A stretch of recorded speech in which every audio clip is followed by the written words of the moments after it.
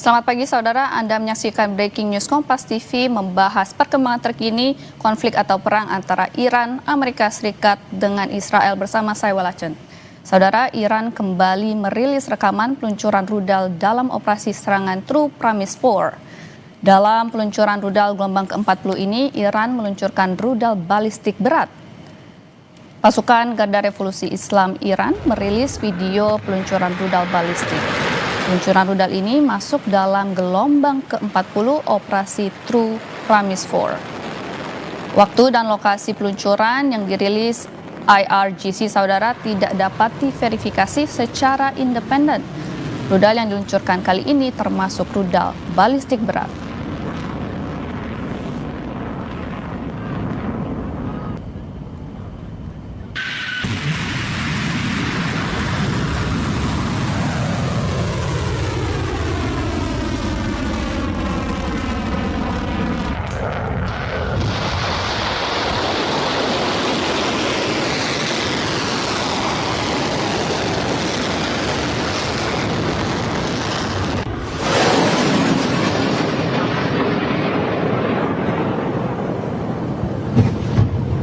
Oke. Sementara itu saudara, video amatir yang dirilis media Iran Press TV terlihat menampilkan sebuah rudal yang disebut sebagai Iron Dome Israel gagal mencegah serangan misil Iran ke Tel Aviv, Israel. Iron Dome Israel meledak dan jatuh ke kota Tel Aviv. Iran dibantu Lebanon meluncurkan sejumlah misil untuk menyerang sistem pertahanan Iron Dome Israel.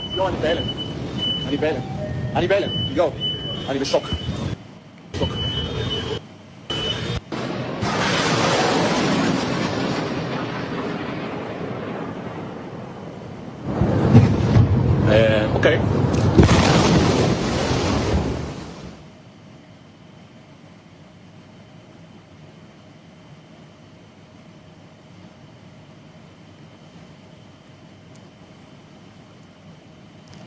Sementara itu saudara, militer Amerika Serikat mengklaim menghancurkan 16 kapal Iran yang disebut memasang ranjau laut di Selat Hormuz.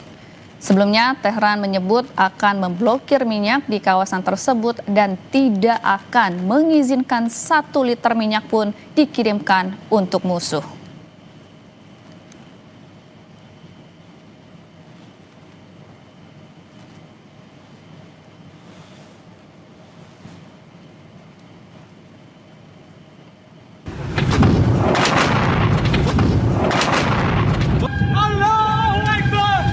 الله أكبر انهدام النفط آمریکایی در محدوده شمال خلیج فارس. Garda Revolusi Iran saudara menyerang kapal berbendera Kepulauan Marshall dan Malta di Teluk Persia. 1 awak kapal tewas dan 38 orang dievakuasi. Imbas kejadian tersebut saudara, Irak menutup operasi pelabuhan minyak usai 2 kapal tanker asing terkena serangan mematikan.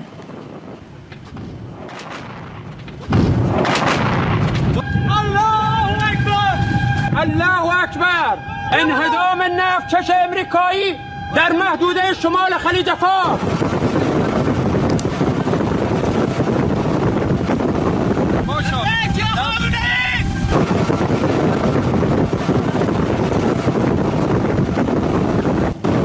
درود بر جمهوری اسلامی ایران.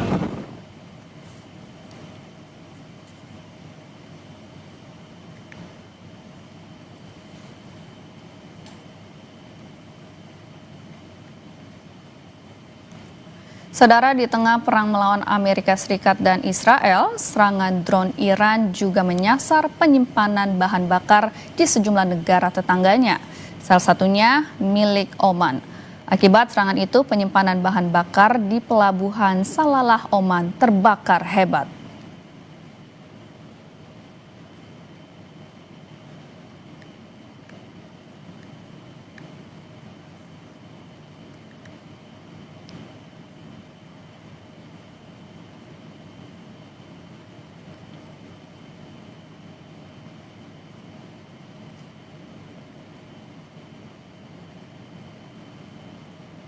Sementara itu, saudara, Amerika Serikat mengklaim serangan yang berhasil menghancurkan pesawat Iran dalam rekaman video yang dirilis kemarin.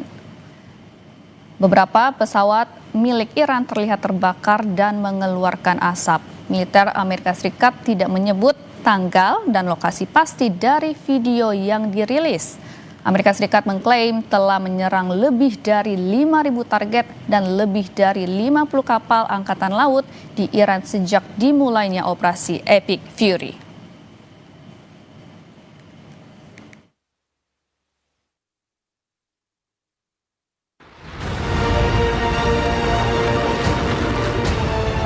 Hampir 2 pekan berlangsung, perang Iran melawan Amerika Serikat dan Israel.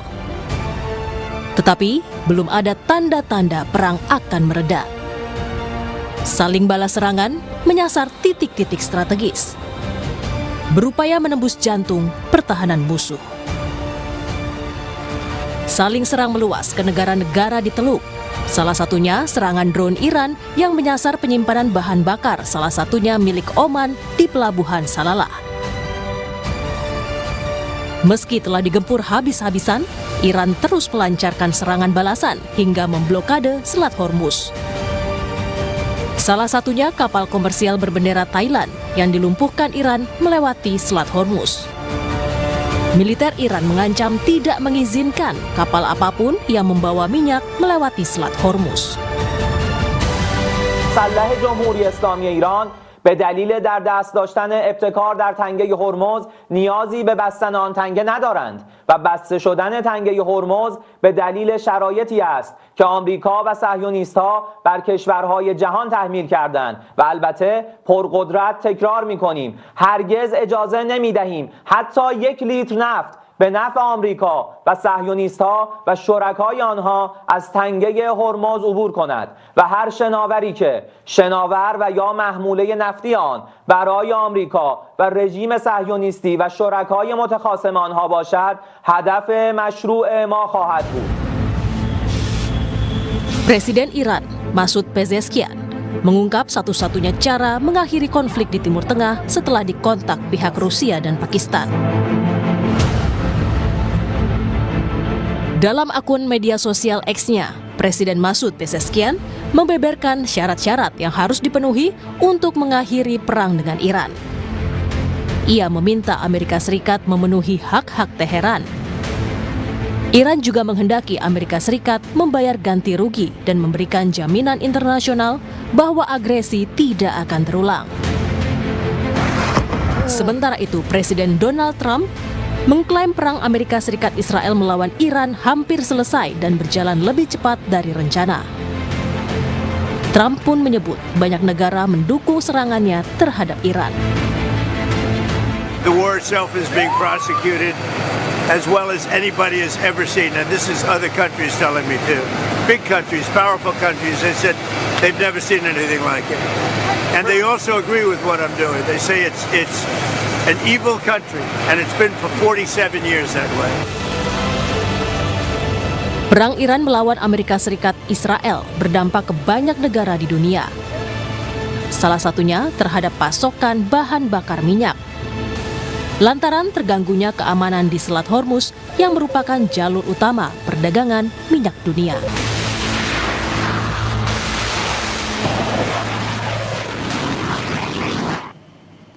Saudara, situasi geopolitik yang memanas membuat Iran akhirnya memutuskan tidak mengikuti gelaran Piala Dunia 2026 yang digelar di Amerika Serikat, Kanada, dan Meksiko.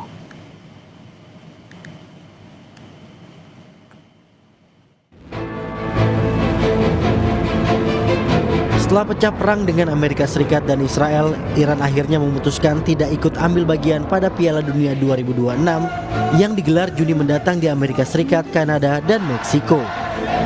Melalui Menteri Pemuda dan Olahraga Ahmad Donyamali, Iran memutuskan tim nasionalnya tidak akan berpartisipasi di Piala Dunia 2026.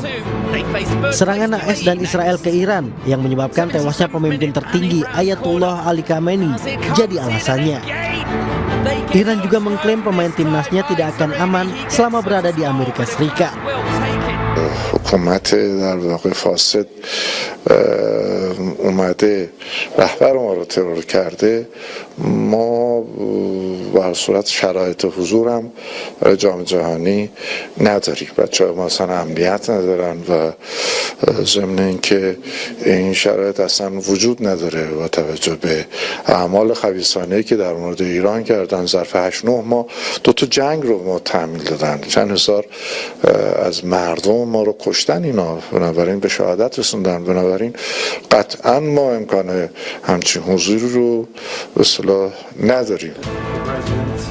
Sebelumnya, Presiden FIFA Gianni Infantino memberi garansi keamanan untuk timnas Iran. Melalui akun Instagram pribadinya, Infantino mengaku sudah berbicara dengan Presiden Amerika Serikat Donald Trump. Selama diskusi tersebut, Presiden Trump menegaskan kembali bahwa timnas Iran disambut baik untuk berkompetisi dalam turnamen di Amerika Serikat tersebut, ujar Infantino dalam unggahan di Instagram pribadinya. Iran yang sudah dipastikan lolos ke Piala Dunia tergabung di grup G bersama Belgia, Mesir, dan Selandia Baru.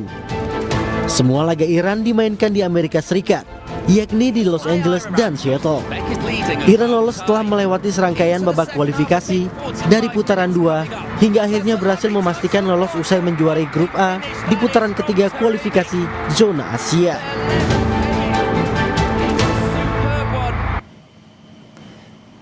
Informasi lain, saudara, Iran ancam Amerika Serikat dan Israel bahwa serangan terhadap infrastruktur energinya akan memicu lonjakan harga minyak melampaui $200 per barel.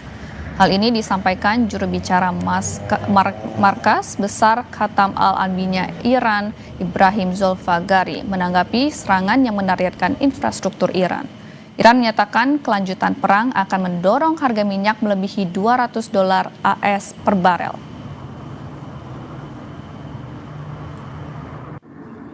از دولت‌های کشورهای اسلامی انتظار می‌رود هرچه سریعتر آمریکای جنایتکار و رژیم وحشی صهیونیستی را از چنین اقدامات بزدلانه ضد بشری برحذر دارند تا شعله‌های آتش و جنگ بیش از این گسترش نیابد. در غیر این صورت اقدامات مشابهی در منطقه صورت خواهد گرفت و اگر تحمل نفت بیش از بشکه‌ای $200 را دارید این بازی را ادامه دهید. Konflik Timur Tengah, saudara, memicu gangguan pada suplai dan kenaikan harga minyak dunia. Sejumlah negara mulai ancang-ancang dengan langkah penghematan energi di wilayahnya. Di Filipina misalnya, saudara, pemerintah Filipina memberlakukan sistem kerja 4 hari dalam seminggu di sejumlah kantor cabang eksekutif mulai 9 Maret 2026. Kebijakan ini bagian dari upaya untuk menghemat energi dan mengurangi konsumsi BBM. Pemerintah Filipina juga membatasi perjalanan dinas pejabat, pengurangan konsumsi listrik, dan bahan bakar hingga 20% bagi lembaga pemerintah.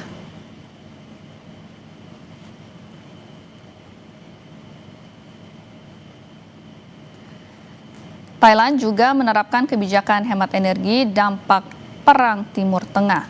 Pemerintah Thailand mewajibkan aparatur sipil negara bekerja dari rumah atau work from home hingga aturan hemat energi.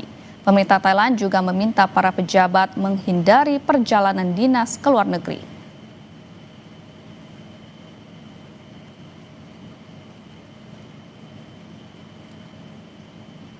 Sementara di Bangladesh, saudara, sebagai langkah darurat dalam menjaga pasokan listrik dan bahan bakar akibat ketegangan konflik di Timur Tengah, pemerintah Bangladesh menutup sementara seluruh lembaga pendidikan di negara tersebut. Keputusan itu berlaku bagi seluruh universitas negeri maupun swasta, sekolah menengah, dan pusat pelatihan. Aturan hemat listrik juga diterapkan.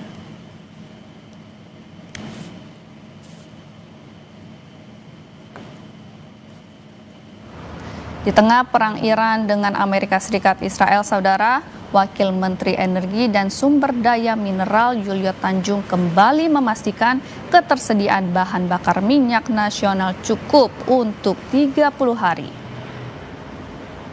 Juliot meminta masyarakat yang akan mudik tidak perlu khawatir sebab pemerintah sudah melakukan beragam langkah antisipasi lonjakan kebutuhan energi selama angkutan Lebaran.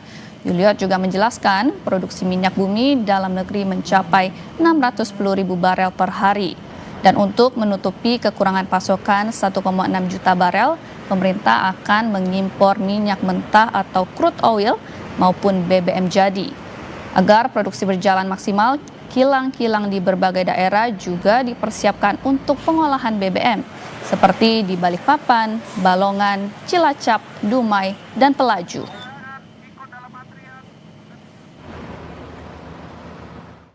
Untuk ketersediaan BBM secara nasional dan juga LPG melebihi dari cukup. Ini ketersediaan BBM lebih dari 30 hari. Kita melihat dari ekosistem.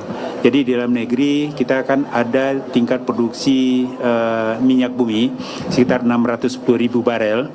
Kemudian untuk kekurangan kita ada impor. Untuk impor ini ada yang crude yang kita impor dan juga ada BBM jadi. Wakil Presiden ke-10 dan 12 Yusuf Kala bertemu dengan sejumlah mantan duta besar dan pengamat hubungan internasional di rumahnya di Kebayoran Baru, Jakarta Selatan, Kamis malam. Mereka yang hadir, saudara, diantaranya adalah mantan Duta Besar Republik Indonesia untuk PBB di Jenewa, Makarim Wibisono, mantan Duta Besar Republik Indonesia untuk Kamboja, Nazaruddin Nasution, mantan Duta Besar RI untuk Tiongkok dan Australia, Imron Kotan, juga ada mantan Duta Besar RI untuk Britania Raya, Hamzah Tayyip.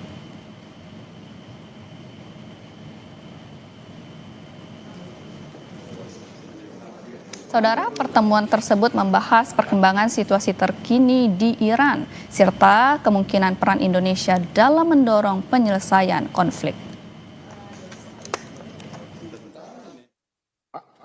Akibat daripada masalah Timur Tengah Iran dan Israel dan Amerika itu berdampak seluruh negara di dunia ini.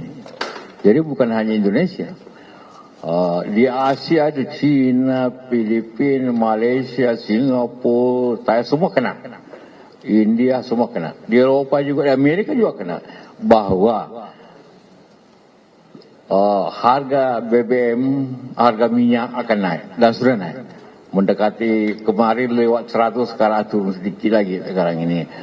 Itu berarti Indonesia kenanya kepada subsidi dan logistiknya. Logistiknya itu pasti akan terjadi masalah, tapi yang jelas harganya pasti naik dalam hal ini. Itu efeknya. Dan itu mempunyai banyak lagi masalah. Masalah di ekonomi secara keseluruhan, akhirnya terkena ke rupiah dengan dolar, terkena kepada saham. Ini terjadi di mana Pak? Termasuk Indonesia. Saudara, kita bahas lebih dalam perkembangan terkini situasi perang dan geopolitik di Timur Tengah bersama pengamat Timur Tengah Direktur The Axis of Resistance Institute, Bapak Mustahid Hashem, dan di editor Kepala Desk Internasional Harian Kompas, Mas Kris Mada, yang sudah tersambung melalui sambungan Zoom. Selamat dini hari Bapak-Bapak semuanya. Selamat malam, selamat pagi. Baik, untuk memulai percakapan kita akan mulai ke Pak Mustahid terlebih dahulu. Nah Bapak, kalau kita melihat di pekan kedua ini, kita ikuti perkembangannya, jalannya konflik ketiga pihak ini, sepertinya situasi agak berbalik nih Pak, dengan Iran yang lebih memegang kendali jalannya perang. Apa yang Bapak lihat dari perkembangan ini? Ya, sekarang serangan Iran sudah ke gelombang 42 ya. Tadi dari Kompas bilang 40, tapi sebenarnya udah 42. Jadi sudah 2 pekan lebih gitu. Nah, sebenarnya kalau menurut strategi apa ya yang dilancarkan oleh Amerika, strategi perang yang sangat cepat, sebenarnya targetnya itu nggak sampai seminggu Iran itu sudah rubuh gitu. Ya. Jadi kan Amerika melakukan serangan yang sangat cepat, kemudian juga sampai pemimpin tertingginya meninggal, kemudian juga para jenderal ya, Panglima Angkatan Bersenjata meninggal, Panglima Pas Darat meninggal, Menteri Pertahanan juga meninggal. ini sebenarnya apa yang diharapkan oleh Amerika itu adalah keruntuhan dari Republik Islam itu sendiri, dengan menciptakan perang yang dan kekacauan, termasuk juga kengerian yang terjadi di Iran. Karena Amerika telah menyerang lebih dari 60 sekolah ya. Dan yang kenalkan yang kemarin ya, yang di Minap itu 165 sampai 170-an anak sekolah SD yang meninggal dunia. Nah, tujuannya adalah selama 4 hari itu Iran rubuh gitu, dan kepercayaan masyarakat itu hilang, pesimisme masyarakat itu menyebar di mana-mana.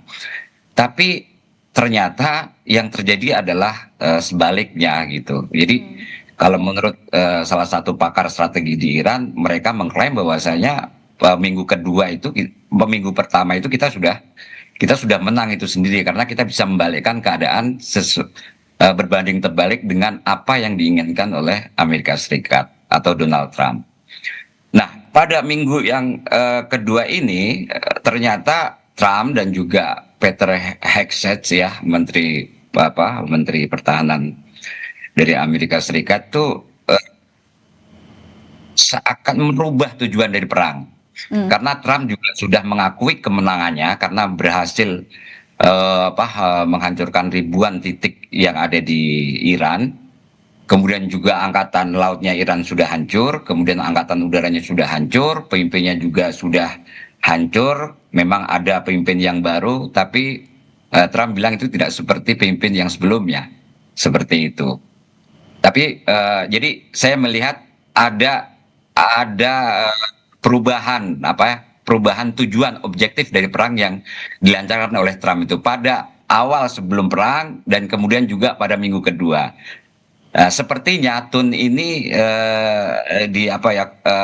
nada narasi ini memang diharapkan oleh Trump untuk bagaimana Amerika ini bisa keluar dari perang ini gitu. Karena sebelumnya kan Amerika kan Trump ini dikritik oleh oposisi ya, terutama dari Partai Demokrat, bahwa perang yang dilancarkan oleh Trump ini perang berkepanjangan, tiada akhir dan juga tiada tujuan kan gitu.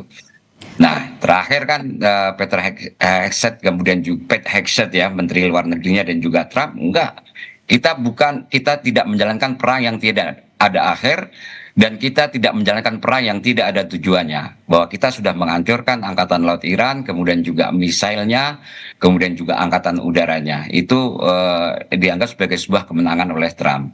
Tapi di sisi lain, Iran juga mengklaim bahwasanya mereka berhasil membalikkan keadaan karena tidak sesuai dengan tujuan pertama Trump melancarkan perang terhadap Iran. Seperti itu, Mbak. Baik, berarti yang Anda lihat ini tidak sesuai dengan harapan Trump, Amerika Serikat, bahwa kalau kita melihat di internet gitu Pak ya, sedikit nyeleneh, netizen menyatakan, oh ini Trump menggantikan Khamenei dengan Khamenei. Apakah Anda juga melihat pandangan seperti itu, Pak? Iya, sepertinya seperti itu ya. Trump salah kalkulasi. Jadi sebenarnya Trump sendiri dibilang bahwasanya dia mengikuti Jared Kushner, menantunya sendiri ya, bukan CIA ya. Jadi analisis CIA itu memang mengatakan bahwa dengan terbunuhnya pemimpin spiritual Iran ini, pemimpin revolusi Iran ini tidak serta-merta menghancurkan Republik Islam itu sendiri kan gitu. Dan ternyata benar. Itu dilihat dari jadi pada malam ini pesan pertama disampaikan oleh Mujtaba Ali Khamenei ya, pemimpin spiritual yang baru di Iran yang kemarin dipilih. Ini baru pertama kali dia keluar bahwa dia akan tetap terus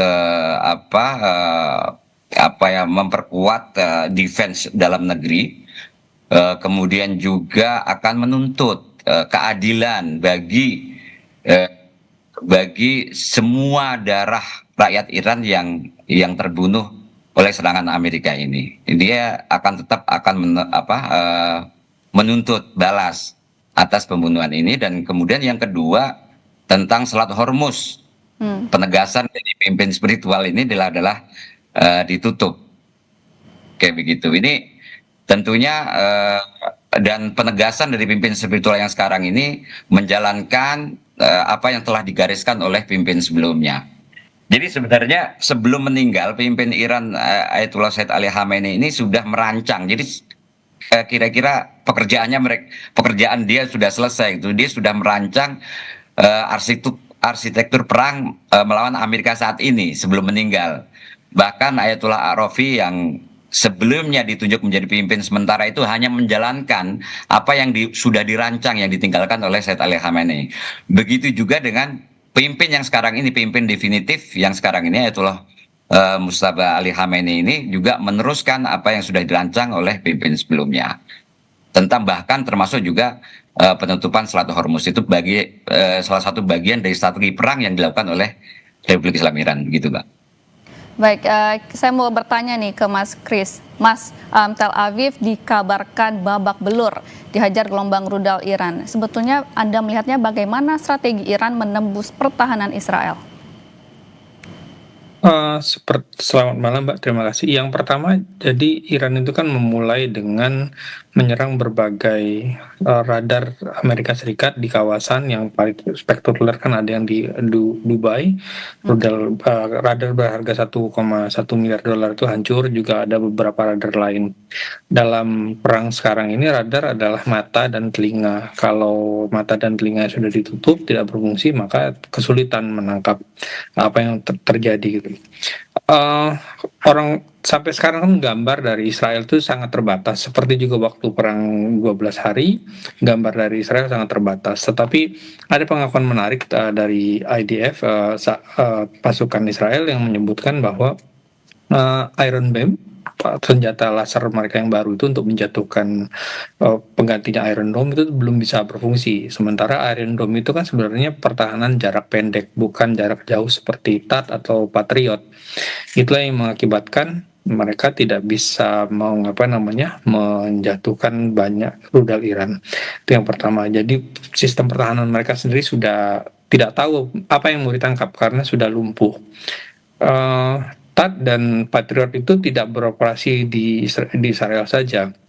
THAAD dan Patriot itu beroperasi mulai dari Jordania sampai ke Bahrain. Itulah mengapa, seperti disampaikan oleh Mujtaba Khamenei dalam pesan pertamanya itu adalah negara-negara di kawasan itu harus memperjelas sikap mereka, apakah mereka mau menutup pangkalan di sana, pangkalan Amerika maksudnya, atau membiarkan itu beroperasi. Beberapa hari lalu kan Komando Tengah Amerika mengungkap video ada HIMARS yang beroperasi dari Bahrain, yang mengakibatkan Bahrain bersama Uni Emirat Arab menjadi sasaran. Nah, dari Bahrain sampai Jordania, rudal dan pesawat nirawak Iran yang tujuan ke Israel itu dicegat.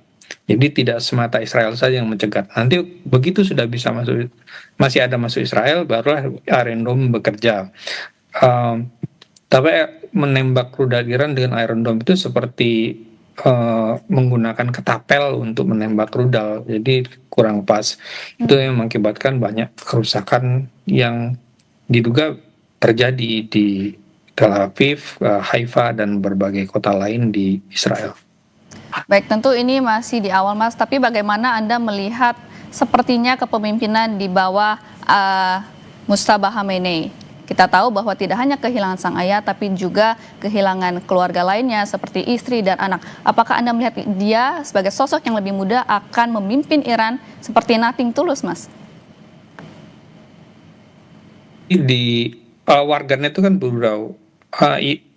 Amerika dan Israel itu sekarang alih-alih menyelesaikan HAM ini, ternyata malah mendapat Khamenei from Max. Karena ini orang yang kehilangan keluarganya, dan juga di masa mudanya dia bertugas di Garda Revolusi, dan ini yang membuat dia mendapat dukungan dari Garda Revolusi dalam perang. Dimanapun dukungan tentara adalah yang terpenting. Walaupun pemilihan Mujtaba ini tidak sesuai dengan wasiat tertulis dari Ali Khamenei yang secara jelas menyatakan tidak boleh ada dinasti baru di Iran. Tetapi dengan penunjukan Mujtaba jelas kan terjadi dinasti. Dia masih muda, tetapi didukung oleh Garda Revolusi dalam situasi sekarang adalah hal yang paling penting, Mbak. Baik, saya beralih ke Pak Kit, Bapak dikabarkan Trump membuka opsi dialog yang sudah sebetulnya ditolak oleh Iran sebetulnya gitu. Nah, tapi malah serangannya semakin meningkat nih dari Iran. Bagaimana kira-kira Anda melihat perkembangan situasi ke depan? Ya, kalau misal upaya backdoor diplomasi ya itu pasti dilakukan ya. Pakistan, kemudian juga Rusia. Ya. Mungkin juga Indonesia bagian dari itu ya. Yang upaya dari pemerintah Indonesia mencoba untuk menjembatani itu adalah upaya itu. Tapi saya melihat memang ada sedikit nih dari Presiden Pezeshkian itu di tweetnya itu dia ada 3 syarat ya untuk untuk mungkin ceasefire ya. Satu adalah dunia lah atau Amerika itu mengakui hak-hak Republik Islam Iran, artinya hak-hak nuklir untuk keperluan sipil Iran. Kemudian yang kedua, Amerika harus bayar kompensasi atas kerusakan yang terjadi di Iran. Kemudian yang ketiga,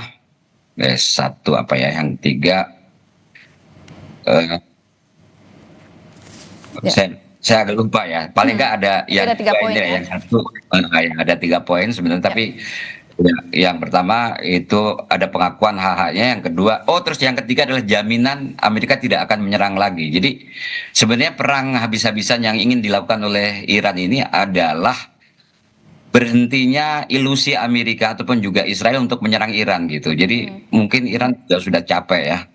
Jadi kan Amerika itu Demokrat atau Republik itu selalu kan opsi militer itu adalah di atas meja gitu, di atas meja terus itu kan membuat mungkin Iran marah gitu loh. Dan dia ingin mengakhiri gitu perang ini, tidak akan ada lagi ilusi dari Amerika untuk menyerang Iran lagi, itu yang diharapkan gitu. Makanya kan ada 3 tadi itu jaminan bahwasanya Amerika tidak akan menyerang lagi. Saya nggak tahu ya. Bagaimana kondisi politik di dalam negeri Iran, tapi yang jelas jawaban dari Presiden Iran Pezeshkian yang juga Ketua Dewan Keamanan Nasional kalau Presiden itu kan dari apa yang diharapkan jawaban terhadap mungkin Rusia dan juga Pakistan yang telah menyampaikan keinginan untuk ceasefire ini kayak begitu, untuk menjembatani itu. Kira-kira ada 3 itu. Tapi kalau melihat dari pernyataan dari pimpin Iran yang baru, Said Mujtaba Ali Khamenei ini, opsi untuk gencatan senjata belum ada di situ. Kalau melihat dari pertanyaan itu ya, dan juga intensitas serangan juga malah lebih besar. Itu yang saya lihat dari apa yang dilancarkan oleh Iran. Meskipun Iran juga habis ya. Jadi sebenarnya tadi kan dibahas tentang pertahanan udara ya. Pertahanan udara Iran juga kira-kira juga habis. Pertahanan Israel juga habis. Pertahanan udara Amerika di pangkalan-pangkalan militer di 7 negara itu, terutama di 7 negara juga habis gitu. Jadi ibaratnya Iran ini juga pertahanannya juga sudah terdesentralisasi gitu. Air defense networknya. Kalau Iran itu kan kubah hijau. Kalau Israel itu kan kubah besi ya, Iron Dome. Iran kan juga punya integrated air defense-nya itu kan kubah hijau. Tapi saya melihat juga sudah tidak berjalan secara maksimal begitu, karena banyak sekali memang kelemahan dari pertahanan udara ini dengan radar-radar yang sampai bahkan 10-20 meter ya panjangnya. Ini memang sangat rentan sekali peralatan-peralatan elektronik ketika terkena sedikit aja ledakan itu pertahanan udara itu tidak bisa bekerja secara maksimal. Dan saya lihat memang sudah terbuka ya, Iran juga terbuka, pangkalan militer Amerika juga terbuka, Israel sendiri juga terbuka gitu. Nah sekarang mungkin untuk perang ke depan ini jika memang diteruskan tentang amunisi-amunisi yang dimiliki oleh Amerika jelas kan menggunakan Tomahawk, kemudian juga menggunakan cruise missile IGM, kemudian juga menggunakan HIMARS yang menggunakan ballistic missile untuk 300 sampai 500 km. Yang terakhir kan PRSM ya, yang 500 kilo itu yang digunakan untuk menyerang garis pantainya Iran. Jadi pelabuhan-pelabuhan pangkalan militer Angkatan Laut Irannya juga habis diserang dari wilayah Teluk Persia itu, dari wilayah seberang kan gitu, dari Bahrain, Kuwait, dan juga dari wilayah Uni Emirat Arab ya. Begitu juga hampir semua pangkalan militer Amerika di Armada 5, kemudian juga pangkalannya yang ada di Kuwait ya, beberapa pangkalan, bukan hanya 1-2 pangkalan, 3-4 pangkalan ya, di Qatar, kemudian juga di Emirat, itu hampir semuanya juga diledakkan oleh misil-misil coastal defense missile dari Angkatan Laut Iran gitu. Nah, ketika Trump mengklaim bahwasanya Angkatan Laut Iran sudah habis, memang kekuatan, kalau misalnya itu dihitung dari jumlah kapal yang ditembak, memang kekuatan Angkatan Laut Iran ini tidak serta-merta hanya didasarkan kepada kapal perangnya ya. Jadi kekuatan utama Angkatan Laut Iran itu adalah di misil-misilnya, jadi misil darat ke lautnya ya. Itu sepanjang coastal itu ya, sepanjang pantai Teluk Persia itu mereka sudah masang silo-silo, rudal-rudal di situ yang kapan saja bisa ditembakkan. Sampai mereka mempunyai rudal balistik anti kapal dan juga cruise missile anti kapal yang jaraknya bisa lebih dari 1.000 km. Ini yang sebenarnya kekuatan utamanya, bukan di kapal-kapal yang banyak dihancurkan oleh Amerika ya di pangkalan-pangkalan sepanjang Teluk Persia di situ. Baik. Gitu, Mbak. Baik, pertanyaan sama juga saya akan tanyakan kepada Mas Kris. Mas, ini kan Trump membuka opsi dialog tapi buntu gitu ya, ditolak oleh Iran, malah serangannya semakin sengit gitu. Nah, bagaimana Anda melihat perkembangan situasi ke depan? Ya, seperti disampaikan Pak Mustai tadi, memang Iran tidak ada tanda-tanda untuk setuju berdialog. Barusan juga Sekretaris Dewan Keamanan Iran, Pak Ari Larijani, menyatakan memulai perang itu selalu mudah, tapi mengakhirinya tidak akan pernah mudah. Nah, Amerika dan Israel itu jadi juga tidak benar-benar tahu sebenarnya berapa sih kekuatan Iran ini. Seperti misalnya soal pernyataan berapa sisa peluncur rudal Iran. Waktu perang 12 hari Juni lalu, Israel mengatakan 75% peluncur rudal itu sudah habis.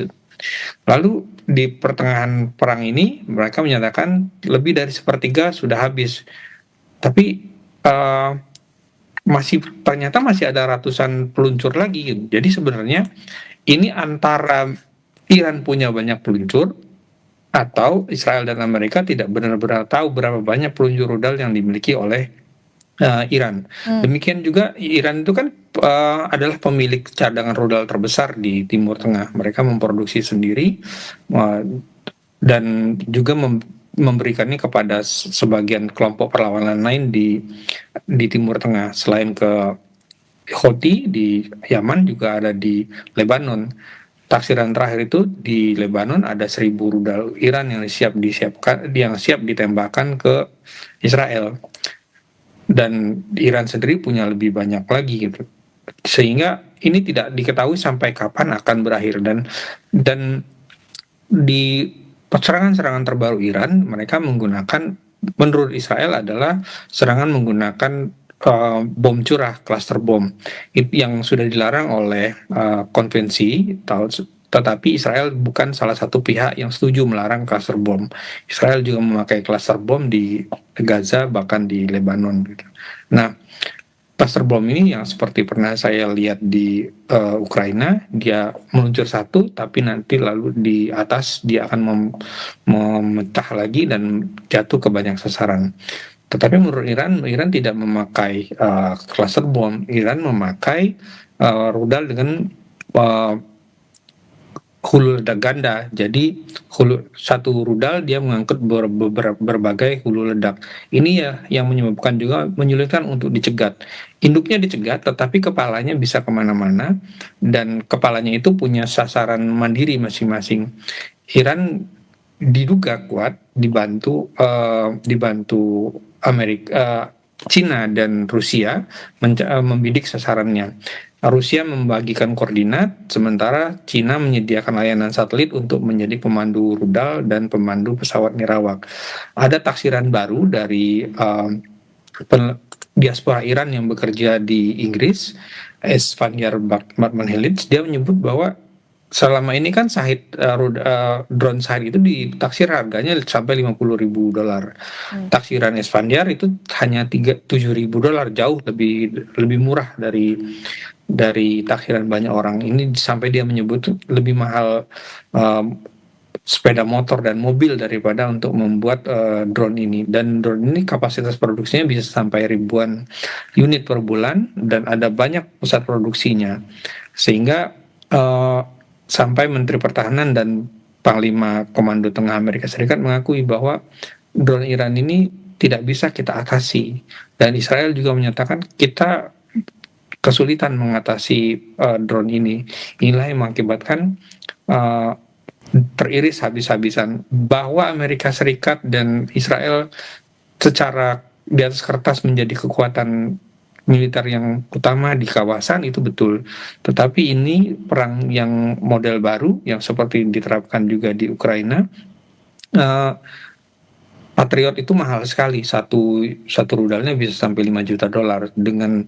Dengan drone yang harganya 7.000 ya tidak sebanding. Sementara untuk dengan satu alat serang biasanya secara teoretis dibutuhkan paling tidak 2 pencegat, dan kalau untuk mencegat satu alat serang $7.000 dan 2 pencegat berarti membutuhkan paling enggak antara 150.000 kalau dia menggunakan rudal Hellfire, atau sampai 10 juta kalau dia menggunakan Patriot, dan lebih mahal lagi kalau dia menggunakan THAAD. Jadi tidak seimbang, matematikanya tidak cocok.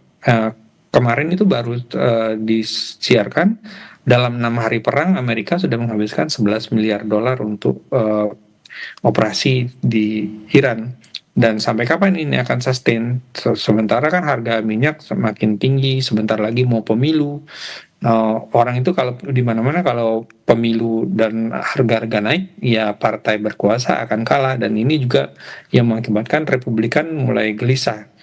Maunya perang akan segera diakhiri, tetapi Iran tidak ada tanda-tanda mau mengakhiri karena mereka tidak mau. Sudah 2 kali di tengah perundingan Iran diserang oleh Amerika dan Israel. Apapun alasannya, Iran tidak mau ini diulangi lagi. Iran tidak mau gencatan senjata, maunya penghentian perang. Demikian, Pak. Baik Mas Kris, menarik sekali yang saya tangkap tadi, berarti Iran sebagai salah satu negara yang memproduksi rudal terbesar gitu ya di Timur Tengah, ini yang membuat juga Amerika Serikat dan Israel kewalahan untuk menghentikan perang ini sendiri. Kita akan masih membahasnya usai jeda, saudara, jangan kemana-mana, tetap bersama kami di Breaking News Kompas TV.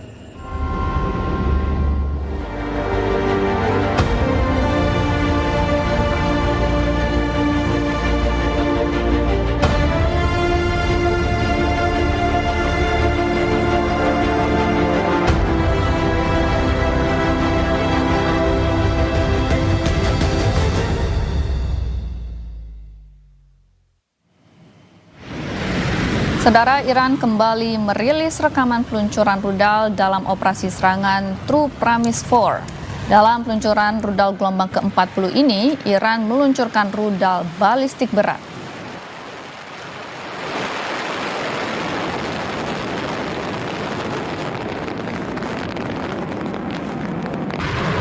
Pasukan Garda Revolusi Islam Iran merilis video peluncuran rudal balistik.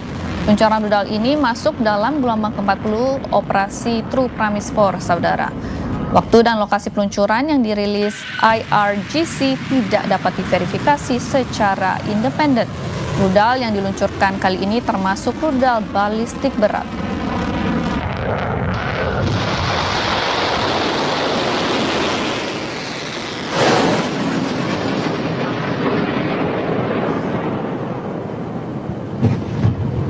Okay. Sementara itu, saudara, video amatir yang dirilis media Iran, Press TV, terlihat menampilkan sistem pertahanan udara yang disebut sebagai Iron Dome Israel gagal mencegah serangan misil Iran ke Tel Aviv, Israel. Iron Dome Israel meledak dan jatuh ke kota Tel Aviv. Iran dibantu Lebanon meluncurkan sejumlah misil untuk menyerang sistem pertahanan Iron Dome Israel.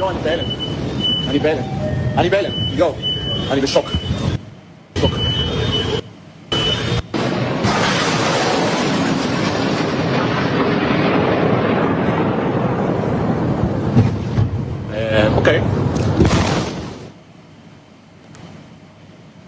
Sementara, saudara, militer Amerika Serikat mengklaim menghancurkan 16 kapal Iran yang disebut memasang ranjau laut di Selat Hormuz. Sebelumnya, Tehran menyebut akan memblokir minyak di kawasan tersebut dan tidak akan mengizinkan 1 liter minyak pun dikirimkan untuk musuh.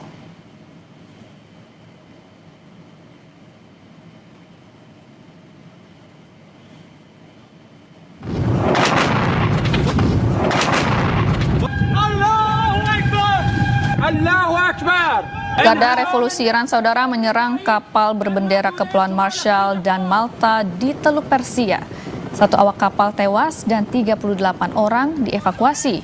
Imbas kejadian tersebut, Irak menutup operasi pelabuhan minyak usai 2 kapal tanker asing terkena serangan mematikan.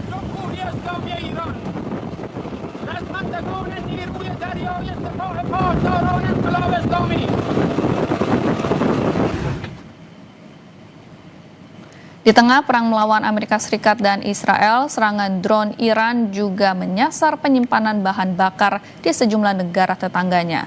Salah satunya, saudara, milik Oman. Akibat serangan itu, penyimpanan bahan bakar di pelabuhan Salalah, Oman terbakar hebat.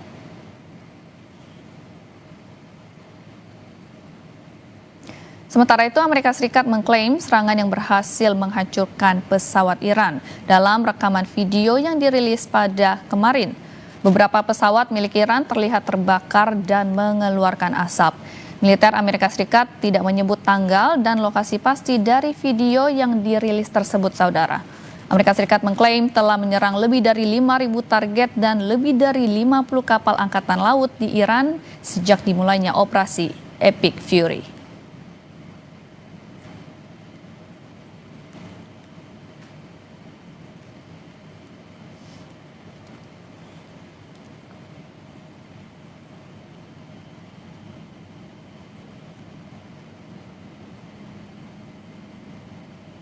Saudara, kita masih akan membahas terkait dengan perkembangan terkini, situasi perang dan geopolitik di Timur Tengah bersama 2 narasumber kami.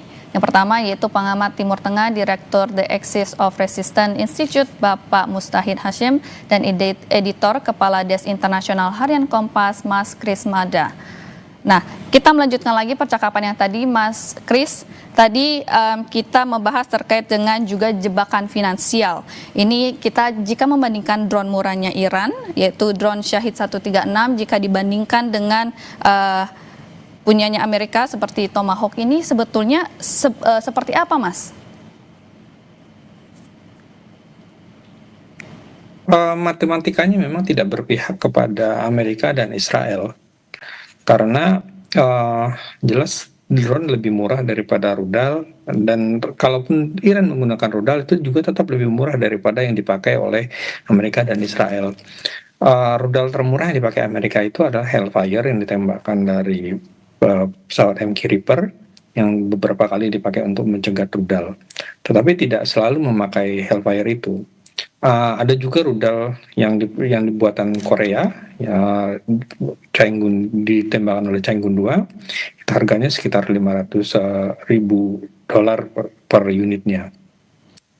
Nah, tetapi stoknya juga tidak banyak. Yang banyak itu adalah Patriot juga dan rudal-rudal lain gitu. Nah, mencegat benda berharga yang taksiran terbaru $7.000 dengan rudal $150.000 bahkan sampai $5 juta, jelas sebuah kekalahan secara matematis bagi Israel dan Amerika gitu. Makanya perang ini disebut kemenangan itu bukan dihitung dari seberapa banyak pasukan yang dihancurkan, tetapi juga persoalan daya tahan.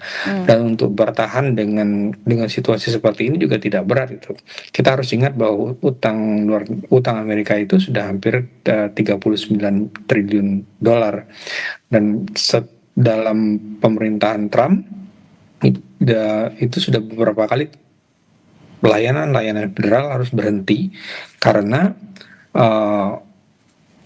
tidak ada dana untuk mendanai kegiatan federal, utangnya berkurang gitu. Nah, sehingga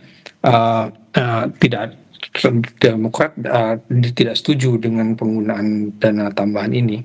Nah, kalau ini diteruskan memang tidak berkelanjutan perang ini, tetapi kan mengakhirinya juga tidak mudah gitu. Seperti tadi disampaikan di New York Times, $11 miliar dalam 6 hari gitu. Dan ini perang masih akan bertahan lama dan tidak jelas kapan akan berakhir. Operasinya juga dan itu baru hanya perang saja, belum lagi akibat ekonominya dengan harga minyak yang akan terus naik, dengan harga pupuk yang akan naik. Negara Timur Tengah itu bukan hanya produsen minyak dan gas bumi, mereka juga produsen pupuk yang penting. Sekarang harga pupuk sudah naik dan sebentar lagi musim tanam baik di Indonesia maupun di Amerika dan di Eropa sudah mulai, karena sudah mulai musim semi. Dengan pupuk yang naik, maka nanti petani tidak bisa membeli pupuk. Kalaupun bisa, mereka tidak bisa mendapatkan harga murah. Dan stoknya juga terbatas. Rusia, pasokan pemasok pupuk terbesar lainnya juga kesulitan untuk mengekspor karena sanksi Amerika juga. Sehingga ada kemungkinan terjadi gagal panen karena kekurangan nitrogen, kekurangan fosfat yang banyak dipasok dari Timur Tengah dan dari Rusia. Ini petani di Amerika sudah mulai cemas. Jangan-jangan nanti kami tidak bisa panen tahun ini karena kalau kekurangan nitrogen, kekurangan fosfat itu tumbuhan tidak bisa berkembang dengan baik, bulirnya berkurang dan sebagainya seperti itu. Baik, kalau Pak Mus sendiri Pak, bagaimana melihatnya? Ini kan amunisi serang Iran jauh lebih murah gitu ya kalau dibandingkan dengan sistem pertahanan udara Israel yang begitu mahal. Hal ini apakah sudah dipikirkan oleh Iran sejak lama seperti strategi jebakan finansial Pak? Oh iya, Iran kan jelas ya negara yang diembargo dan banyak devisa yang ada di luar negeri, banyak yang dibekukan, jelas dia tidak punya uang banyak ya. Dan memang strateginya Iran itu adalah kalau saya lihat dari postur anggaran dari Angkatan Senjata Republik Islam Iran, terutama yang di Garda Revolusi, itu memang penekanan dari komandannya itu adalah perencanaan semurah mungkin tapi teknologinya setinggi mungkin begitu. Jadi memang meskipun itu murah, itu kan sebenarnya kan harga dasar mungkin produksi dalam negeri, cuman kalau harga pasaran kan bisa tinggi sebenarnya, dan teknologinya kan diakui itu adalah drone bunuh diri terbaik di dunia gitu. Jadi ketika Rusia pesan drone itu bukannya Rusia tidak mengujinya, jadi drone Shahed 136 itu kan pernah diuji di Rusia ketika sebelum beli Rusia itu diuji pada cuaca dingin ya, jadi salju yang sangat lebat pada malam hari, total darkness, jarak ribuan kilometer.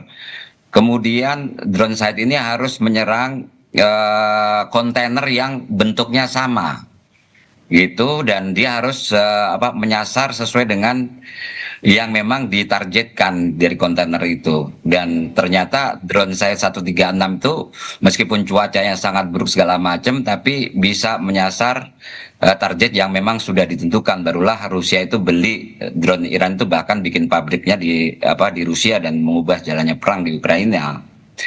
Jadi drone Kamikaze 136 saat ini memang diadopsi dari drone yang tercanggih Amerika ya, sebenarnya RQ-170 ya teknologinya ya. Memang sih tidak persis sama, tapi teknologi yang penting di RQ-170 itu diadopsi di drone-drone yang dimiliki oleh Iran. Baik itu adalah Shahed 136, Shahed 238, kemudian juga drone yang terbaru juga yang kemarin baru dikeluarkan itu adalah Hadith 1110 gitu. Nah, permasalahannya kan Amerika, kalau saya ngeliat tuh kalau misalnya dibandingkan dengan Tomahawk udah jelas jauh ya kalau misalnya jadi dari segi biayanya. Tapi sebenarnya yang jadi masalah itu kemampuan produksi, Mbak. Kemampuan produksi misal ini tidak seperti industri otomotif yang bisa memproduksi sebanyak-banyak ya.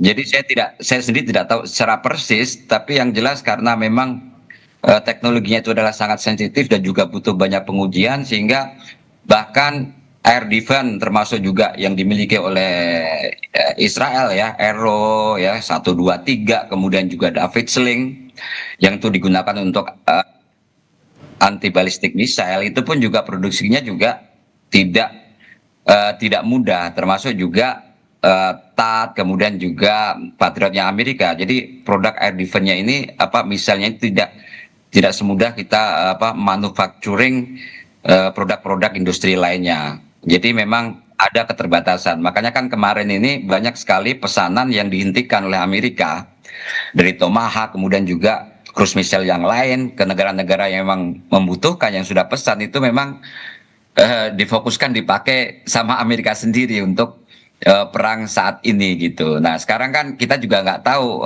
sampai sejauh mana persediaan yang dimiliki oleh Amerika. Tapi yang jelas saya ngelihat persediaan yang ada di Iran ini sepertinya itu sangat besar ya, karena terakhir-terakhir Iran itu mengeluarkan rudal-rudal yang belum dikeluarkan sebelumnya. Misalnya sebelumnya itu kan banyak rudal yang hulu ledaknya itu kan di bawah 1 ton ya, 500, 600 kan gitu. Sekarang ini kan tidak ada rudal yang dipakai sekarang ini yang yang jarak jauh ya.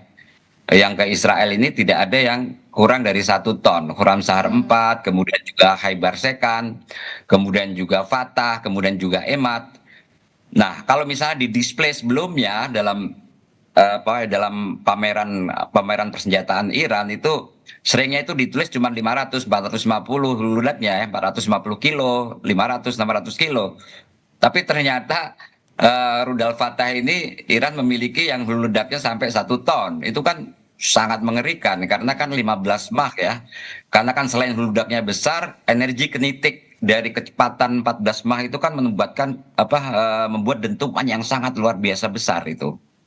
Ya. Jadi kalau misalnya kemarin Tomahawk aja itu misalnya sampai jarak 500 meter ataupun juga 1 kilo aja getarannya tuh bisa terasa, apalagi rudalnya Iran ini ballistic missile Fatah ini yang sampai 1 ton dan kecepatannya 15 Mach.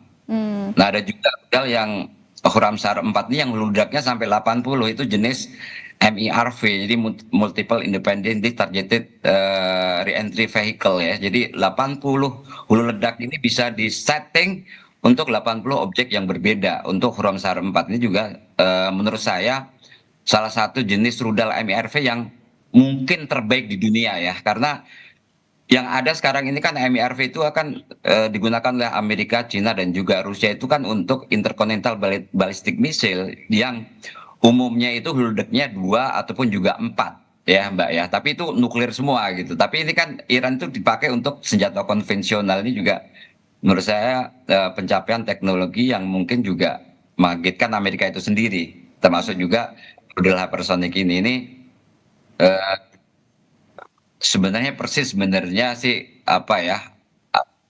yang sangat dikhawatirkan oleh analisis dari National Security Agency Amerika sendiri, itu yang yang sangat wanti-wanti lah terhadap kekuatan rudal Iran ini gitu, dan berharap Trump ini ibaratnya kalau menyerang jangan sekarang dulu gitu. Tapi kan kita ngelihat kan Netanyahu itu kan ingin cepat sekali menyelesaikan urusan Iran ini sekarang ini gitu.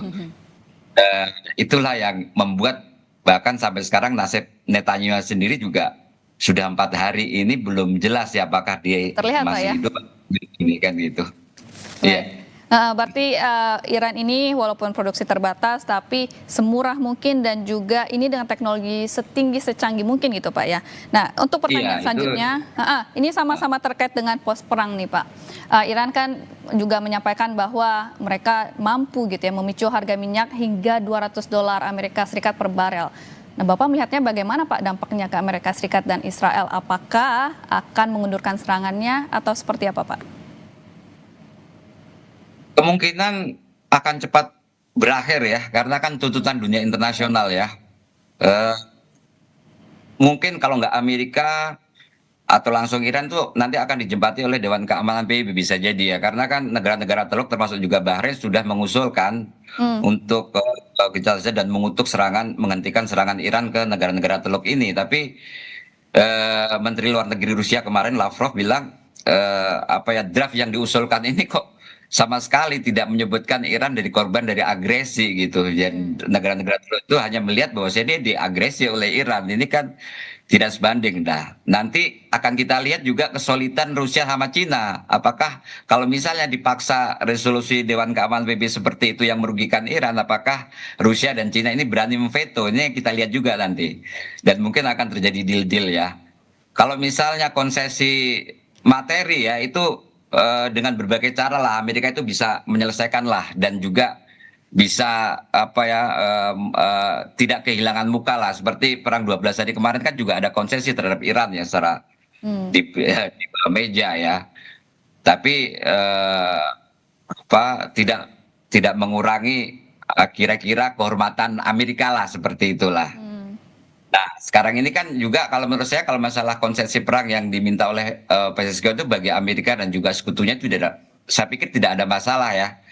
Saya pikir itu tidak ada masalah karena banyak opsi lah itu dan cara dalam itu bisa dalam perjanjian dagang internasional dan segala macam itu bisa diatasi oleh Amerika. Cuman yang jelas kalau kita ngelihat saat ini itu Iran itu sepertinya masih marah gitu, dan rakyat Iran itu masih di jalan setiap hari. Jadi ada jutaan, dan besok akan kelihatan nih Jumat ini akan ada jutaan rakyat Iran yang akan demonstrasi di Yaumul Quds, pasti akan mengecam Amerika Israel dan minta perang itu tidak dihentikan. Dan pemimpin spiritual Iran ini juga apa yang dilakukan ini juga berlandaskan apa yang diinginkan oleh rakyat Iran sendiri, suara yang ada di jalan ini dari jutaan bahkan di setiap kota ya, setiap kota setiap malam itu mereka meneriakkan untuk dukungan terhadap militer Iran untuk melakukan serangan balasan terhadap Israel dan juga pangkalan-pangkalan militer Amerika. Jadi ya kita lihat saja lah Mbak bagaimana kedepannya ini, tapi yang jelas upaya-upaya itu kalau saya lihat tidak bisa Amerika dan juga tidak bisa Iran, tapi lewat Dewan Keamanan PBB, resolusi Dewan Keamanan PBB yang Iran tuh dipaksa. Kayak seperti perang Iran-Irak itu kan sebenarnya kan Iran tidak mau tuh damai, tapi kan dipaksa oleh putusan Dewan Keamanan PBB. Bahkan waktu itu Imam Khomeini itu mengatakan seperti minum racun itu menerima resolusi Dewan Keamanan PBB ini, karena Iran tidak kira-kira Iran tidak mendapatkan apa-apa kayak begitu. Kira-kira seperti itu. Baik, kalau untuk Mas Kris ini pertanyaan lebih spesifik ke situasi di Selat Hormuz, Mas. Iran meledakkan hampir semua persediaan minyaknya. Strategi ini untuk meredam potensi serangan Amerika Serikat dan Israel, atau Anda melihatnya lebih ke bagian dari ancaman harga minyak dunia? Yang pertama itu yang meledakkan cadangan minyak Iran itu adalah Israel kemarin di Tehran itu yang di depo Sahran. Yang kedua, Iran itu masih mengirimkan minyak berdasarkan data pelacakan tanker. Iran masih ngirim minyak ke Cina dan masih jalan terus pembeli minyak terbesar Iran.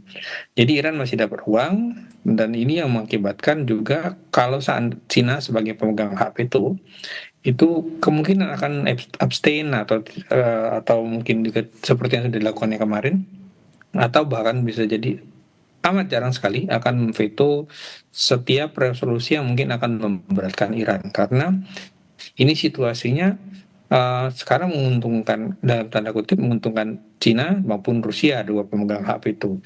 Rusia dalam beberapa hari perang Iran ini mendapatkan rata-rata 150 juta dolar per hari dari menjual minyak. Karena kan orang tidak bisa lagi dapat dari mana kalau bukan dari Rusia minyak dan gasnya. Nah, situasi ini juga yang mengakibatkan Iran masih yakin masih akan bisa terus bertahan, karena ini bukan perang tentang siapa yang bisa memukul lebih banyak, tetapi siapa yang bisa menahan sakit lebih banyak. Dan soal menahan sakit, maka Iran itu mungkin dalam situasi sekarang bisa disebut lebih unggul daripada Amerika dan Israel. Seperti juga misalnya di Israel kan dan Amerika sedang menjelang pemilu dalam beberapa waktu mendatang. Tahun ini mereka akan pemilu. Di Israel pendukung perang itu banyak sekali, dan bagi Netanyahu ini berarti kemenangan di pemilu, dan kemenangan di pemilu berarti dia tetap diselamatkan dari berbagai kasus korupsinya. Sementara di Amerika Serikat pendukung perang itu sedikit, berkurang, tidak sampai separuh. Kalau ini diteruskan ditambah dengan kondisi ekonomi di pemilu 2000 November nanti, Republikan bisa kalah di DPR dan di sepertiga Senat, dan kalau itu terjadi maka akan lebih sulit bagi Trump untuk mempertahankan kekuasaannya. Nah, sementara bagi Iran sudah jelas, Iran kemarin juga sudah menunjuk pemimpin tertinggi baru, dan juga analisis intelijen Amerika Serikat menyatakan bahwa pemerintahan Iran itu tidak ada menunjukkan tanda-tanda akan tumbang, malah semakin kuat. Karena memang sebelum ditewaskan oleh Israel dengan 30 bomnya, Ali Khamenei itu sudah menyusun perintah bahwa setiap pejabat di Iran harus mempersiapkan 4 calon pengganti, dan setiap calon pengganti itu harus mempersiapkan lagi 4 calon pengganti lain. Jadi lapisan-lapisan penggantinya sudah kuat gitu. Lalu mereka juga diberikan perintah darurat. Perintah darurat itu adalah mereka bisa menggunakan hak otonomi sebesar-besarnya tergantung situasi di lapangan. Dan ini yang mengakibatkan pemerintahan dalam situasi daruratnya bisa bertahan. Belum lagi kalau hanya mengandalkan serangan udara itu tidak akan berhasil. Pilihannya adalah mengerahkan pasukan darat. Masalahnya tidak ada dukungan di Amerika Serikat untuk pengerahan pasukan darat ke Iran. Itu akan harus diingat bahwa Iran itu lebih unggul daripada Irak, daripada Afghanistan. Menghadapi Irak dan Afghanistan saja Amerika Serikat kewalahan. Bertahun-tahun menghabiskan miliaran dolar, hasilnya tidak berubah. 20 tahun di Afghanistan menggulingkan Taliban, hasilnya Taliban lagi. Irak juga seperti itu. Makanya ini tidak akan mudah bagi Amerika Serikat. Kalau bagi Israel mau mengerahkan pasukan darat, mereka juga tidak punya pasukan yang begitu banyak. Di bandara Tel Aviv sampai sekarang itu ada pembatasan orang yang boleh keluar Israel. Karena kalau tidak dibatasi, orang akan berbondong-bondong lari meninggalkan Israel.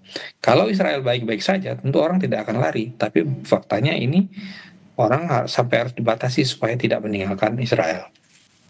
Berarti apakah Anda melihatnya bahwa artinya Iran di bawah meja ini ada dukungan dari Tiongkok dan Rusia, Mas? Bukan hanya di bawah meja, ada dugaan yang diverifikasi beberapa pihak. Datang terangan. Rusia menyediakan koordinat dalam perang sekarang, dalam doktrin perang sekarang yang terpenting itu adalah koordinat. Di mana posisi musuh, di mana posisi sasaran, itulah yang dipakai. Lalu Cina menyediakan pemandu bagi Iran. Ini sebenarnya kerjasama lama. Jadi satelit Beidou-nya Cina dipakai oleh Iran untuk berbagai keperluan pemanduan mereka. Kan kita memakainya selama ini GPS dari Amerika Serikat. Kalau di Eropa ada Galileo, di Rusia ada GLONASS. Nah, Beidou dia menggunakan digunakan oleh Iran, dipakai untuk drone, dipakai untuk rudal, dan itu semuanya jadi pengarah itu.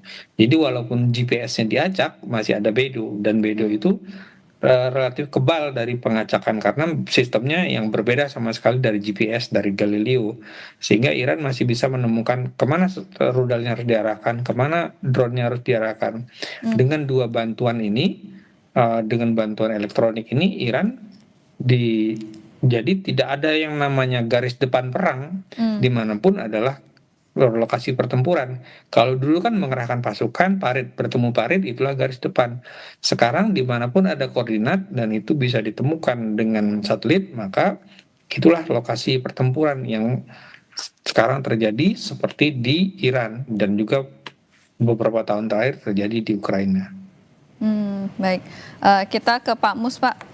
Kalau kita melihat gitu ya, dengan sudah 2 minggu perang ini terus terjadi, kalau kita hitung sejak 28 Februari sendiri, Bapak melihatnya dengan adanya asimetris kekuatan sebelumnya diprediksi gitu ya, perang ini akan berlangsung cepat gitu. Tapi apakah dengan melihat 2 minggu ini bisa menjadi perang seperti Ukraina-Rusia yang sejak 2022, tapi sampai hari ini masih terus berlangsung alot, Pak? Sepertinya tidak akan seperti Rusia dan Ukraina ya. Kenapa, Pak? Ya sebenarnya kan kalau Ukraina dan Rusia itu kan garis batasnya itu kan daratan dan itu ada ada musuh yang dekat dengan di situ gitu ya. Sekarang kan musuhnya Iran ini kan jauh itu ya Amerika, nggak mungkin Iran melakukan serangan ke Amerika kan, terlalu jauh 1000 kilometer kan, ya kan. Jadi yang ada ini kan pangkalan-pangkalan militer Amerika yang ada di kawasan, kemudian juga Israel. Nah sebenarnya target utama Iran ini sebenarnya semenjak cita-citanya lah ya, semenjak Qasem Soleimani dituduh oleh Trump, kemudian juga pemimpin spiritual sekarang ini juga dibunuh oleh Israel, itu sebenarnya cita-citanya adalah mengusir kekuatan asing yang ada di Timur Tengah. Jadi pangkalan-pangkalan militer Amerika ini dia keluar dari Timur Tengah, itu adalah kemenangan terbesarnya. Dan kalau misalnya pangkalan-pangkalan militer Amerika ini sudah terusir dari Timur Tengah ini atau Asia Barat ini, salah satu tujuannya Iran adalah membantu rakyat Palestina untuk memerdekakan dari Israel ini akan segera terwujud, karena ya pangkalan-pangkalan militer Amerika inilah yang menjaga eksistensi pemerintah negara Israel seperti itu. Nah, memang sekarang ini terjadi perang regional ya, meskipun menurut saya belum begitu besar. Misalnya Yaman, pemerintahan Yaman Ansarullah yang ada di Sanaa atau Houthi ya, itu kan dia juga sudah menutup Laut Merah untuk kapal Amerika dan Israel, kapal yang menuju Israel dan juga kapal Amerika.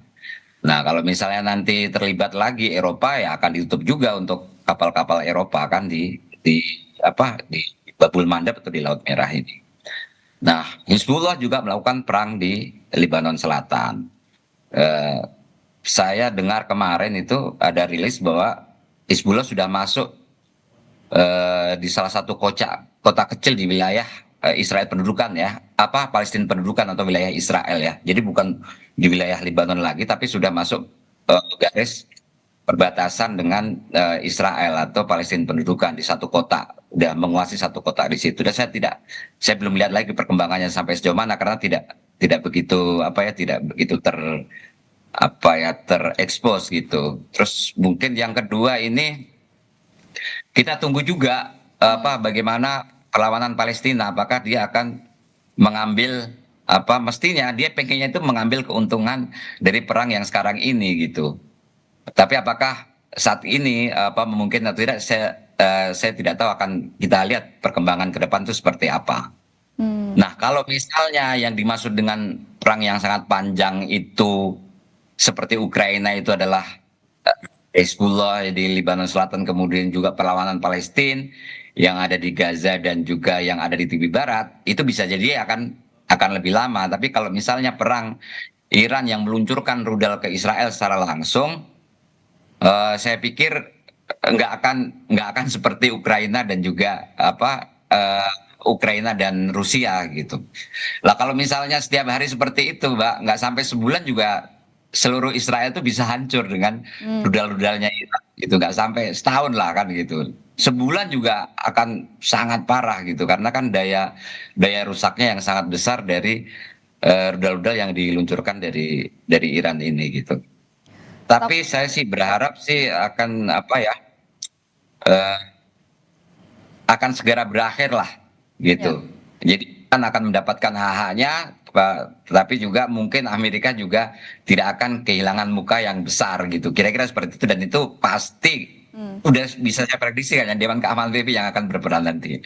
Gitu. Jadi tidak langsung negosiasi antara Iran dan Amerika lagi, tapi dijembatani oleh Dewan Keamanan PBB. Kalau Dewan Keamanan PBB, Iran masih bisa karena kan selama ini komunikasinya dengan Dewan Keamanan PBB, Mbak, Iran itu gitu.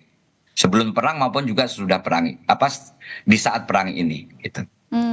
Berarti Anda membacanya ini tidak akan sepanjang seperti Rusia Ukraina, namun apakah juga dunia internasional ini yang juga harusnya menekan ketiga negara ini, Pak? Karena kan perang ini sejauh 2 minggu ini sangat costly gitu, Pak ya? Ya. Oh ya, jelas ya. Ini kan udah kelihatan lah ya, di Thailand, kemudian juga di Filipina, sampai Filipina aja baru berapa hari udah libur ya, tambah 1 hari liburnya. Ini kan menandakan bahwa efek dan eskalasi efek domino dari ekonomi ini kan sangat besar juga. Saya pikir juga termasuk di Indonesia. Dan mungkin Indonesia kan kemarin kan katanya kan ada kapal yang bisa lewat Selat Hormuz ya, berarti kan Indonesia bisa ngelobi Iran untuk meloloskan kapalnya lewat di Selat Hormuz. Tapi yang jelas sekarang ini Iran bagi negara-negara yang tidak bersahabat dengan Iran, terutama dari Amerika dan juga mungkin Eropa yang dia ya seperti awalnya kan Inggris ya, kapalnya Inggris kan berusaha untuk melewati Selat Hormuz dan mereka tidak mengindahkan perintah dari IRGC laut Iran ya, dan ditembak ya gitu.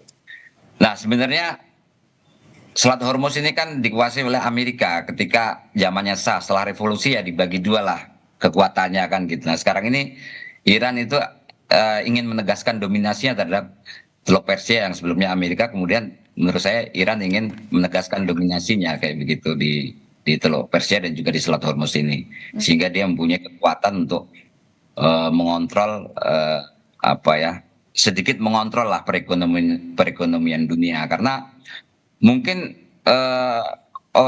banyak negara mungkin bisa aja kesal dengan Iran gitu, tapi Iran juga bisa berargumentasi, selama ini saya diembargo, apa yang Anda lakukan kan gitu, bahkan kan hak kami juga dihilangkan, apa yang Anda lakukan kan gitu. Jadi Iran dia akan mengatakan apa yang saya lakukan ini karena dilakukan oleh Amerika, agresi Amerika dan Israel terhadap Iran, dan Iran akan terus menuntut permintaan maaf sebenarnya atas agresi yang dilakukan oleh Amerika dan Israel ini.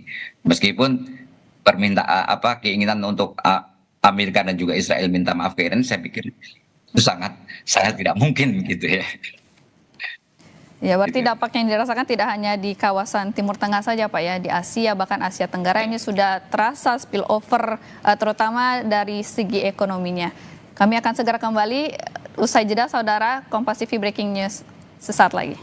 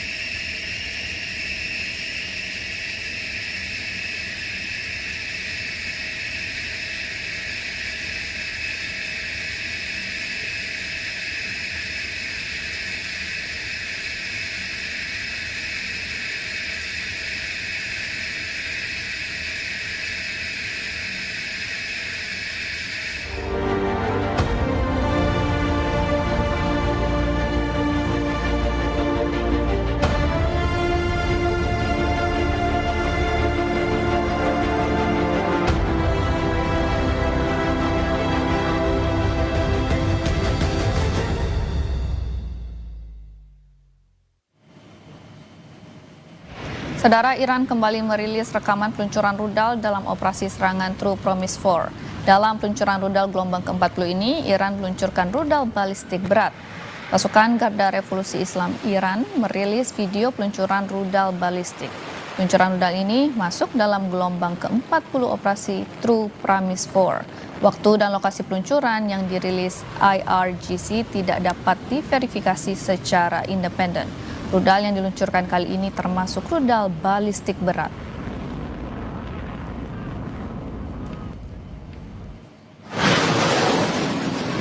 Sementara itu, video amatir yang dirilis media Iran Press TV terlihat menampilkan sistem pertahanan udara yang disebut sebagai Iron Dome Israel gagal mencegah serangan misil Iran ke Tel Aviv, Israel.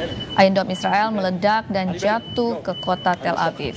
Iran dibantu Lebanon meluncurkan sejumlah misil untuk menyerang sistem pertahanan Iron Dome Israel. Okay.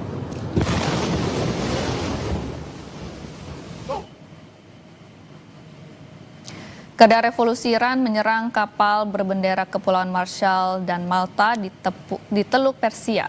Satu awak kapal tewas, saudara, dan 38 orang dievakuasi.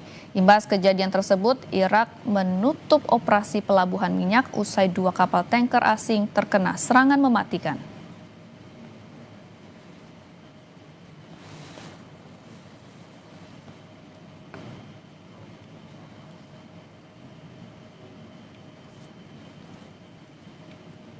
Di tengah perang melawan Amerika Serikat dan Israel, serangan drone Iran juga menyasar penyimpanan bahan bakar di sejumlah negara tetangganya. Salah satunya, saudara, milik Oman. Akibat serangan itu, penyimpanan bahan bakar di pelabuhan Salalah, Oman terbakar hebat.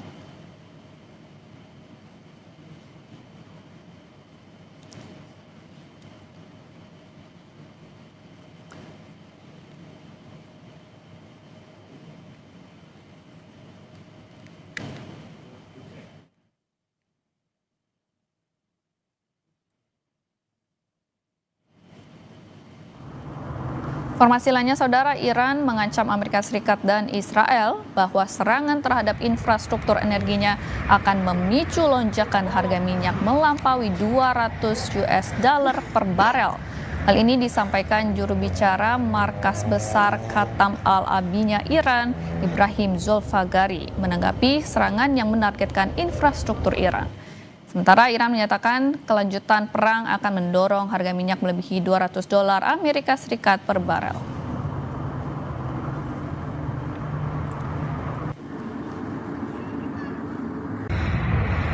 از دولت‌های کشورهای اسلامی انتظار می‌رود هرچه سریعتر آمریکای جنایتکار و رژیم وحشی صهیونیستی را از چنین اقدامات بزدلانه ضد بشری برحذر دارند تا شعله‌های آتش و جنگ بیش از این گسترش نیابد. در غیر این صورت اقدامات مشابهی در منطقه صورت خواهد گرفت و اگر تحمل نفت بیش از بشکه‌ای $200 را دارید این بازی را ادامه دهید. Saudara, kita lanjutkan dialog membahas perkembangan terkini perang atau konflik antara Iran dengan Amerika Serikat dan Israel. Masih bersama kami, Mas Kris dan juga Pak Mustahid. Kita lanjutkan perbincangan kita, namun kali ini kita akan lebih fokus ke dampaknya ke Indonesia nih, Pak. Kita ke Pak Mus dulu.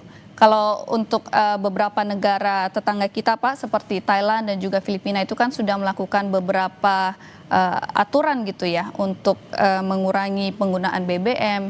Ini terkait dengan juga Selat Hormuz yang tidak diberikan akses kepada negara manapun kecuali Rusia dan China untuk lewat gitu. Nah, Anda melihatnya apakah Indonesia sebetulnya juga harus segera melakukan pengetatan serupa atau tidak juga, Pak? Kalau saya sendiri, kalau di Indonesia seperti mengambil kebijakan seperti di Filipina ya, saya pikir akan terlalu jauh ya. Artinya apa? Artinya kan ketika konsumsi energi kita itu menurun kan, apa yang diharapkan dari pemerintahan Prabowo pertumbuhan ekonomi akan naik ya paling enggak 6% ya. Bahkan sekarang kalau 5% pun juga udah susah, apalagi kalau misalnya konsumsi energi diturunkan lagi gitu. Jadi mungkin pemerintah Prabowo ini akan cari alternatif yang lain untuk menutup defisit yang diakibatkan oleh kenaikan harga minyak internasional gitu. Nah, masalah pasokannya sendiri kemarin kan Menteri Bahlil kan dia sudah bilang bahwa dalam perjanjian terakhir dengan Amerika Serikat itu perjanjian dagang, Indonesia salah satu kan akan membeli energi dari Amerika ya, baik gas ataupun juga minyak. Jadi masalah pasokan itu sebenarnya nggak begitu dipermasalahan. Kalau misalnya Indonesia tidak bisa mendapatkan pasokan yang selama ini dari Timur Tengah, Indonesia bisa mengambil dari Amerika. Ya.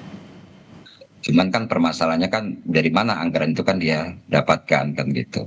Saya tidak tahu apakah apa ya akan terjadi pengurangan lagi ya, apakah terhadap APBN. Jadi kalau kemarin itu kan misalnya kan penghematan untuk MBG ya. Sekarang ini apakah akan dilakukan oleh penghematan lagi? Nah, kalau misalnya dilakukan penghematan lagi, tentu akan memperlambat jalannya ekonomi ya, memperlambat laju ekonomi di Indonesia ya.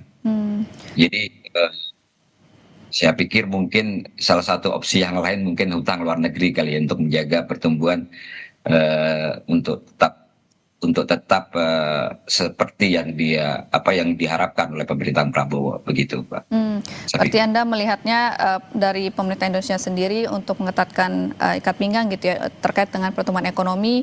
Kelihatannya kalau 6%, 5% itu akan lebih sulit lagi karena adanya konflik ini dan juga akan membuat defisit belanja kita juga. Nah, yang menarik juga Pak, ex-wapres kita Bapak Yusuf Kala sudah 2 kali mengumpulkan para ekspert, yang pertama itu ekonom, lalu juga kemarin malam maksud kami juga mengumpulkan para ex-duta besar. Anda melihatnya apa sinyal yang sebetulnya disampaikan oleh Pak JK kepada pemerintah dan apakah beliau juga sepertinya akan atau mau menawarkan sesuatu ke Iran? Ya mungkin saja ya. Kalau saya lihat memang ada dorongan dari JK ya, dia mengumpulkan tokoh-tokoh ini kan sebagai bagian dari civil society kan gitu, memberikan masukan barangkali ingin memberikan masukan kepada pemerintahan Prabowo untuk melakukan pendekatan itu. Tapi sebenarnya kan Prabowo sendiri kan, Pak PS sendiri kan dari awal kan dia sudah ingin menjembatani gitu konflik atau perang antara Amerika dengan Iran ini kayak gitu. Ya. Tapi menurut saya ada cara-cara yang menurut saya belum cara-cara yang menurut saya kelihatan PS ini Pak Prabowo ini masih terlalu memihak pada Amerika gitu. Saya lihat seperti itu ya, karena katakanlah serangan agresi militer Amerika dan Israel yang jelas-jelas melanggar hukum internasional kayak begitu, bahkan di saat juga masih negosiasi gitu, Indonesia tidak berani mengecam tindakan agresi militer ini. Padahal kan sebenarnya kan secara normatif itu kan bisa dilakukan. Bahkan Presiden juga tidak mengucapkan belasungkawa terhadap pimpin kepala negara Iran yang dibunuh lewat serangan pertama Amerika ini gitu. Jadi padahal itu kan sebenarnya normatif, sama manusia mengucapkan belasungkawa itu pun juga tidak dilakukan oleh Pak Prabowo. Bahkan Pak Prabowo juga tidak memberikan ucapan selamat terhadap pimpin yang baru ini, berbeda dengan Rusia, kemudian juga berbeda dengan Cina kan gitu. Nah ini kan kehati-hatian Pak Prabowo ini kayak dia tidak mempunyai daya tawar sama sekali gitu untuk berbicara dengan Republik Islam Iran kayak begitu. Itu yang menurut saya yang saya sayangkan kayak gitu. Padahal kan mestinya kan Pak Prabowo ini kan bukan sebagai person tapi sebagai Presiden Republik Indonesia, mewakili 200 juta penduduk, kemudian juga pendiri GNB, tokoh dari pemimpin Asia Afrika begitu. Dan legasi ini kayak hilang sama sekali gitu loh. Saya pikir kan kalau Pak Karno dulu kan masih bisa gitu ya dengan dibicara dengan Amerika, kemudian juga Rusia, dia masih coba menjaga meskipun terakhir sampai keluar PBB juga Pak Presiden Soekarno gitu. Nah, tapi yang jelas kan Indonesia itu kan punya legacy itu sebagai pemimpin Asia Afrika, kan gitu. Bahkan menurut saya pemimpin Asia Afrika waktu itu gitu. Nah, kelihatan Pak Prabowo ini tidak memperhatikan kepentingan itu gitu. Baik. Pertanyaan yang sama nih. Baik, kami tangkap poinnya Pak Mus. Pertanyaan yang sama juga akan saya tanyakan kepada Mas Kris. Ini kan Pak JK mengumpulkan para expert gitu ya, dan setelahnya membuat konferensi pers. Sebetulnya apa yang Anda tangkap dari sinyal yang disampaikan Pak JK? Pak JK juga beberapa orang lain itu kan sebenarnya ingin pemerintah segera bertindak, karena komunikasi pemerintah soal perkembangan ini kan mungkin agak kurang ya. Mungkin karena pemerintah juga berhati-hati sekali pertimbangannya, karena ini situasinya itu bagi Indonesia itu sangat berat sekali. Kalau perang ini dalam 2 bulan ke depan tidak selesai, berarti ada hal yang sangat serius dampaknya, lebih serius dari dampak ekonomi. 200.000 orang Indonesia tidak bisa berangkat haji tahun ini. Karena haji mungkin akan dibatalkan kalau perang tidak selesai. Ini pemerintah kan sudah mempersiapkan skenario tidak berangkat haji atau berangkat haji dengan rute yang lebih jauh, dan itu berarti lebih mahal. Itu soal haji. Lalu soal ekonomi, setiap kenaikan harga minyak $1 per barel itu Indonesia defisitnya bertambah 6,8 triliun. Di APBN kita itu defisit harga minyak itu dipatok ke harganya $70 per barel. Sekarang saat kita berbicara ini harganya sudah $96 per barel. Artinya sudah ada selisih $26. Berarti sudah 120 triliun ini tambahan defisitnya ini kalau ini terus berlangsung itu. Itu bagi dampak ekonominya. Nah, hal lain adalah kita itu kan juga pengimpor serius LNG dan minyak dari Timur Tengah. Separuh dari kebutuhan LPG nasional itu dipasok dari Timur Tengah. Dan pemakai LPG ini adalah orang-orang yang berdagang, yang menyiapkan sahur, yang menyiapkan buka, yang kalau tidak ada terhenti kiriman LPG-nya, maka orang-orang ini akan memasak dari mana? Kan tidak mungkin pakai minyak tanah lagi yang sudah langka itu. Dan juga kita itu kan kebutuhan kita setiap hari itu 1,7 juta barel. Dari 1,7 itu kita cuma bisa memproduksi 860.000 sekian barel per hari. Sisanya harus impor. Dan impor itu hampir separuhnya datang dari Timur Tengah. Sementara sekarang kan posisinya terganggu kirimannya, tidak boleh keluar sedikit pun. Nah, apakah Indonesia bisa punya posisi tawar terhadap Amerika? Sayangnya terhadap Iran, sayangnya kita tidak sekuat itu. Buktinya kan kita kan juga tidak tahu nih tawaran untuk perdamaiannya tidak didengar sampai sekarang. Bukan karena faktor Indonesianya saja, tetapi juga karena faktor Irannya memang belum bisa untuk berbicara berdamai sekarang. Mereka masih berduka, masih marah, belum waktunya untuk berbicara perdamaian. Nah, tapi semakin lama yang jelas perang ini berlangsung, yang paling terancam adalah itu tadi ekonomi, dan juga secara kultural kita juga akan terancam. Pada tanggal 21 April seharusnya kloter pertama sudah terbang. Kalau sampai belum juga perang selesai, kloter pertama haji tidak bisa terbang. Penundaan haji 1 tahun itu bisa berakibat mundurnya banyak sekali. Sekarang saja rata-rata orang itu harus antrean haji bisa sampai 10 tahun, beberapa daerah sampai 40 tahun. Kalau sekarang tidak berangkat, berapa lama lagi ini penundaannya? Jadi harapan setiap orang adalah ini perang segera berakhir, tetapi memang masing-masing pihak itu mengajukan tuntutan secara maksimal, bahkan bisa disebut tidak realistis untuk dicapai dalam proses perundingannya. Iran itu kan Presiden Pezeshkian itu meminta repatriasi, meminta ganti rugi atas serangan Iran, atas serangan ke Iran. Dan itu kan besar sekali, kilang minyak dan depo minyak yang di Sahran kemarin yang dihancurkan Israel itu sudah jutaan dolar gitu, belum lagi fasilitas-fasilitas lain. Verifikasi beberapa pihak menyebut hampir 19.000 bangunan di Iran itu hancur, bukan hanya bangunan militer tapi juga bangunan sipil, ada rumah, ada segala macamnya, dan itu semua harus, kalau menurut Iran, harus diganti rugi. Pak Kris, bagaimana Anda melihat apakah ada shifting gitu ya sikap dunia, mungkin ada perubahan di sana terhadap Amerika Serikat, karena bagaimanapun serangan Amerika ini yang membuat di tengah perundingan dengan Iran ini yang membuat ekonomi dunia ini terganggu.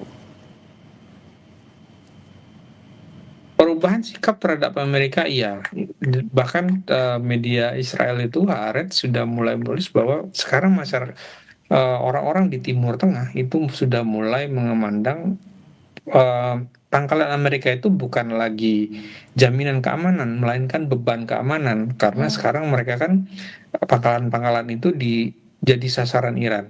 Ya. Nah, rudal dan drone Iran diarahkan ke pangkalan itu, waktu dicegat dia pecah dan menimpa berbagai orang di Dubai, di Bahrain dan sebagainya. Sehingga ini mereka sekarang sudah mulai berubah kan pandangannya. Kita memperhatikan sekarang ini posisi negara-negara Arab, terutama negara-negara Teluk itu kan statusnya defensif. Mereka tidak ikut menyerang, walaupun ada senator Amerika Serikat Lindsey Graham menyatakan, kenapa kalian tidak ikut menyerang Iran? Karena bagi masyarakat dan pemerintah di Timur Tengah itu, kalau menyerang Iran itu posisinya dilematis. Kalau mereka menyerang Iran, maka pemerintahnya itu akan dipandang oleh masyarakatnya sebagai pendukung Amerika dan Israel. Di Arab Saudi setidaknya anggapan mendukung Israel itu adalah hal yang sangat buruk sekali. Beberapa waktu lalu sebelum serangan Israel ke Iran itu sampai ada akademisi Saudi yang menyebut bahwa Uni Emirat Arab itu sebagai kuda Troyanya dan kaki tangannya Israel di Timur Tengah. Dan Uni Emirat Arab sampai marah sekali dengan tuduhan itu. Karena itu padahal Uni Emirat Arab itu salah satu yang paling serius menormalisasi dengan Israel. Yang terbaru kemarin Perdana Menteri Menteri Luar Negeri Oman, Badar Abdul Saidi, kan mengumpulkan sejumlah jurnalis di Oman. Badar ini yang kemarin memfasilitasi pertemuan antara Iran dan Amerika. Kepada para jurnalis itu, Badar menyatakan dengan situasi sekarang bahwa tidak mungkin kami untuk menunjukkan keberpihakan nyata kepada Amerika, dan hampir mustahil sama sekali untuk menormalisasi hubungan dengan Israel. Padahal sebelumnya Oman itu mulai mempertimbangkan normalisasi itu. Dengan situasi sekarang kan situasinya jadi berbalik. Padahal mereka diserang, mereka jadi sasaran. Menurut logika orang Amerika harusnya mereka membalas, tapi enggak, mereka menahan diri.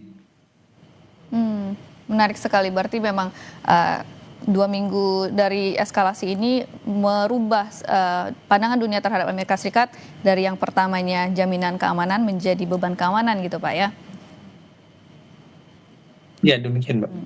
Baik, terima kasih atas waktunya telah bergabung bersama kami Breaking News Kompas TV, pengamat Timur Tengah dan juga Direktur The Axis of Resistance Institute, Bapak Mustahil Hashim, dan juga Editor Kepala Desk Internasional Harian Kompas, Mas Kris Mada.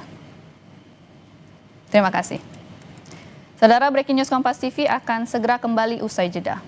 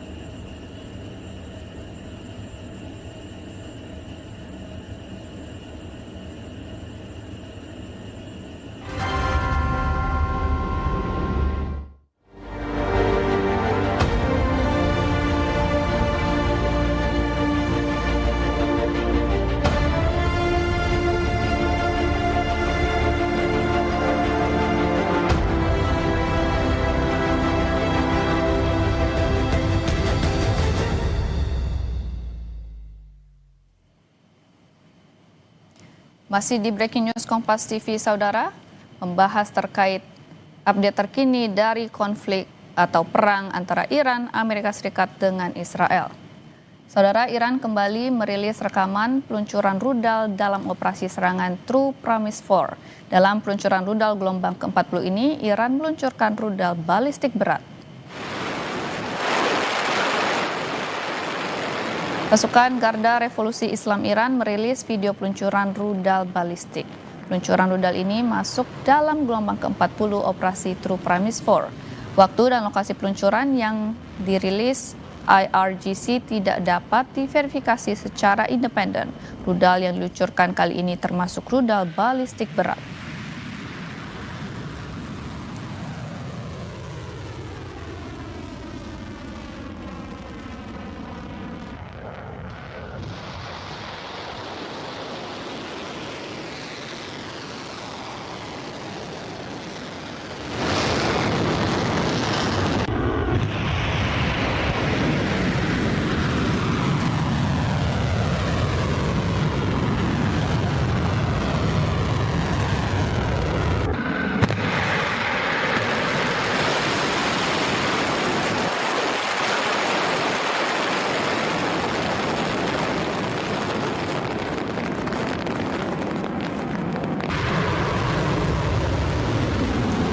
Saudara, sebelumnya Iran merilis rekaman peluncuran rudal dalam operasi serangan True Promise 4. Dalam peluncuran rudal gelombang ke-40 ini, Iran meluncurkan rudal balistik berat. Pasukan Garda Revolusi Islam Iran merilis video peluncuran rudal balistik. Peluncuran rudal ini masuk dalam gelombang ke-40 operasi True Promise 4. Sementara waktu dan lokasi peluncuran yang dirilis, Saudara, tidak dapat diverifikasi secara independen.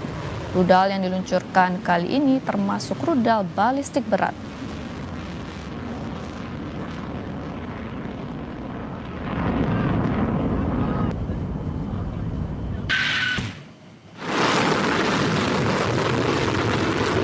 Sebelumnya, Saudara, Korps Garda Revolusi Islam Iran merilis rekaman peluncuran serangan rudal gelombang ke-39 dan 40. Serangan dalam Operation True Promise 4 dilakukan siang dan malam. Media Iran mengutip IRGC bahwa operasi terbaru dilakukan untuk memperingati pejuang Iran, termasuk Kepala Staf Angkatan Bersenjata Iran.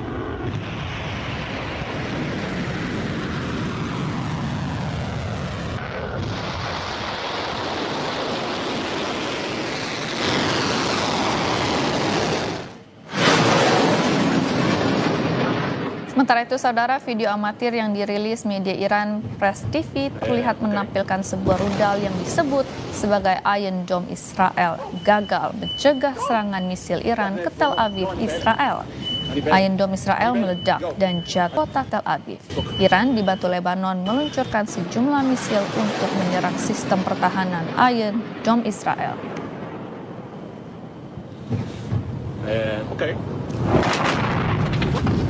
Garda Revolusi Iran, Saudara, menyerang kapal berbendera Kepulauan Marshall dan Malta di Teluk Persia. 1 awak kapal tewas dan 38 orang dievakuasi. Imbas kejadian tersebut, Irak menutup operasi pelabuhan minyak usai 2 kapal tanker asing terkena serangan mematikan.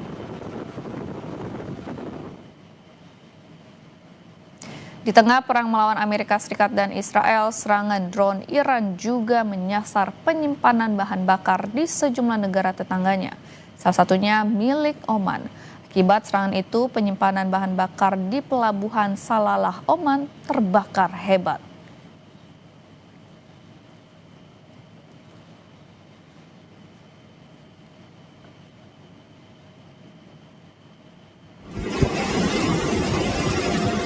Detik-detik serangan drone gempur penyimpanan minyak Oman terekam pekerja di sekitar lokasi pelabuhan Salalah.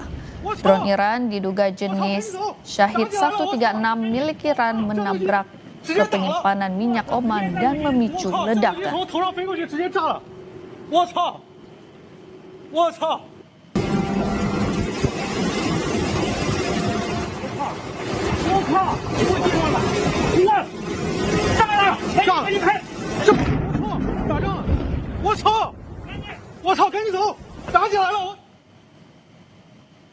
Saudara, terima kasih telah menyaksikan Breaking News Kompas TV. Selanjutnya simak program Kompas Sahur sesaat lagi bersama rekan saya Yan Rahman. Sampai jumpa.